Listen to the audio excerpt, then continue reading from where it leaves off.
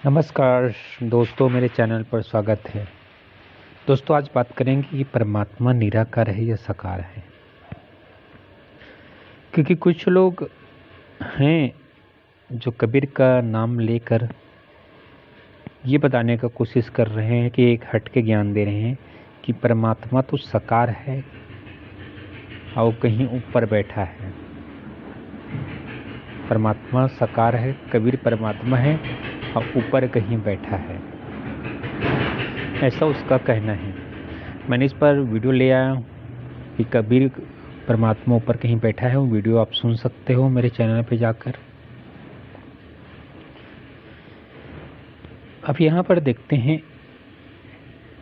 कि परमात्मा साकार है या निराकार है। और हम, क्योंकि वे कहते हैं कि वेदों में जो परमात्मा बताया है, वेद में वो निराकार बताया है, तो वेद भी उसका भेद नहीं जानता, इसलिए वेद में उस परमात्मा को निराकार बताया है। और वेद का ही सहारा लेकर वो कहते हैं कि वेदों में भी साकार लिखा है, वेद में निराकार और साकार दोनों लिखा है।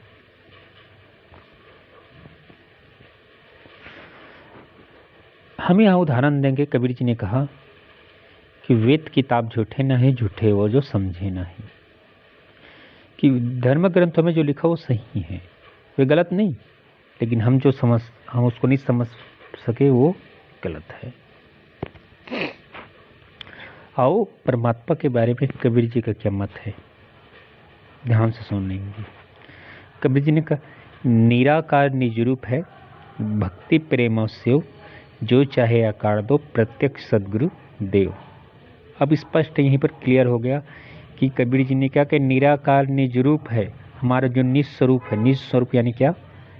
परमात्मा ही हमारा निज स्वरूप है। वो क्या है? निराकार है। ये मेरा नहीं, कबीर का वाणी है। तो कबीर ने पहले ही क्लियर कर दिया कि परमात्मा निराकार है। वो आप कहते हो परमात्मा साकार है, वो भी कबीर का नाम लेकर। जिस कबीर का हम नाम ले रहे उस कबीर जी ने स्वयं कहा कि परमात्मा निराकार है। ये पहला हुआ। दूसरा दोहा, निर्गुण से आए सगुण में समाए, भूल गए निज नाम को माया में भुलाएं। यहाँ भी कहा कि हम निर्गुण से आए हैं, निराकार से आए हैं, और सगुण यानी साकार में आके समा गए।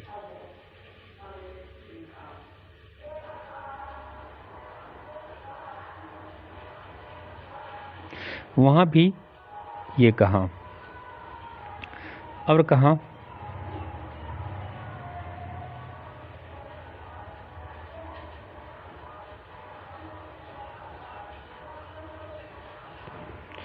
हिंदू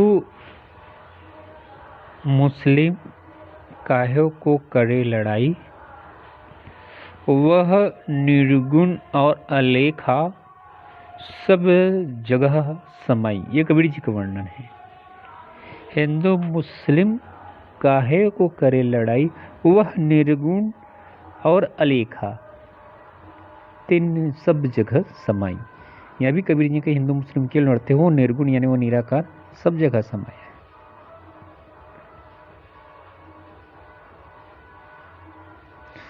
कबीर जी ने कहा, निर्गुण राम जफुरे भाई, अविगत की गति लिखी न जाए। यहाँ भी कहा कि निर्गुण राम जफुरे भाई। तो परमात्मा तो कबीर जी ने हर जगह निराकार बताया। और आप वेदों में टोर मटोर करके वेदों में भी परमात्मा निराकार बताया।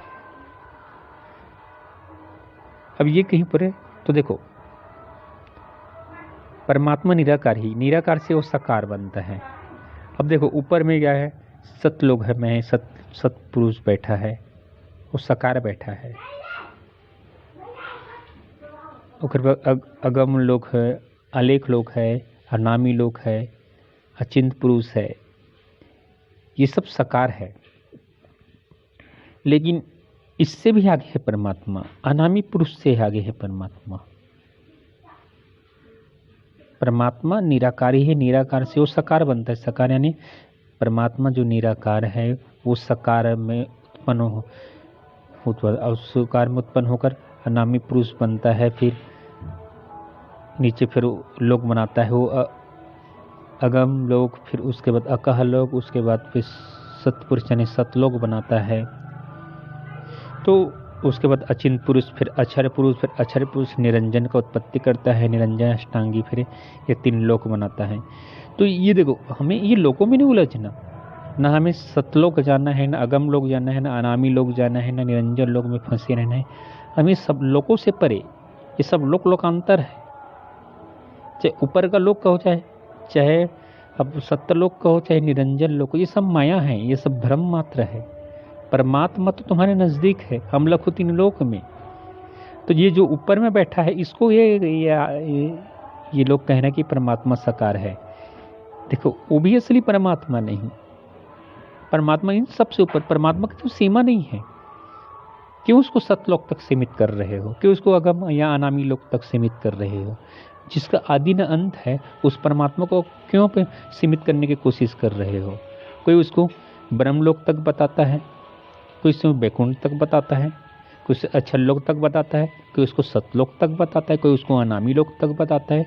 अरे वो परमात्मा इस लोकों से भी परे हैं, वो निर्गुण निराकार, इन सब से परे हैं, ये लोकों से परे हैं। और हमें इस लोकों में नहीं फंसना।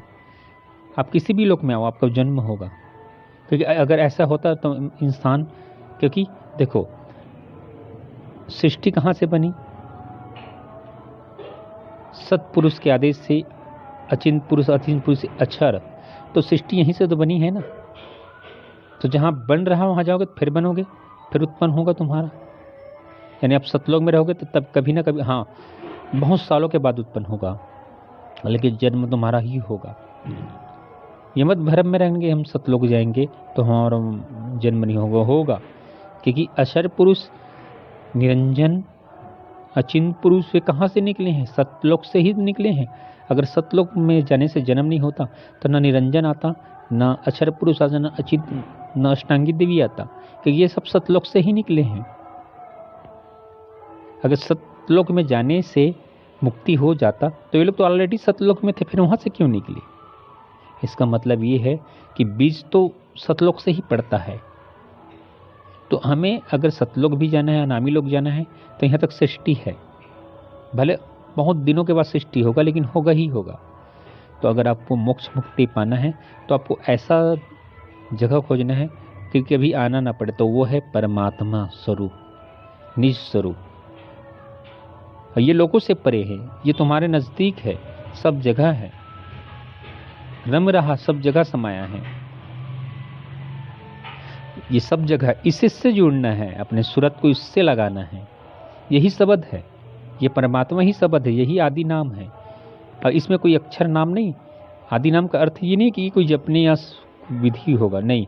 आदि नाम यानी ये कभी ख़त्म नहीं होने वाला, इसलिए आदि कहते हैं। इसका एक स्वरूप हमारे चारों तरफ है, उस स्वरूप से जुड़ना ही शब्द श्रुति योग है। मैं शब्द श्रुति योग के बारे में एक वीडियो जरूर लाऊंगा। तब तक के लिए तो यहाँ पर क्लियर कॉन्सेप्ट हो गया कि परमात्मा निराकार ही है। अब ये ऊपर में जो साकार बैठा, इसको ये परमात्मा बता रहे हैं। अरे अनामी, सतपुरुष, ये सब उस निराकार का साकार स्वरूप है। मैं ये भी जानता हूँ कि निरंजन भी निराकार है, लेकिन परमात्मा भी निराकार है। और जो साकार है ऊपर में बैठे अनामी लोग, तो इस लोक में हमें नहीं फंसना भाई, हमें इस लोक से आगे जाना है। यानी वो परमात्मा जिसका आदि न अंत, कोई सीमा नहीं, सीमा रहित है वो, अखंड अनादि है वो। तो वीडियो कैसा लगा लाइक और कमेंट्स में जरूर बताइएगा, और वीडियो शेयर करिएगा। और मैं इसी तरह मेरे चैनल से जुड़ना जरूर, क्योंकि मैं कबीर दर्शन की ऐसे ज्ञान आपके सामने लाऊंगा जो आप कभी नहीं सुने हों। धन्यवाद वीडियो देखने के लिए।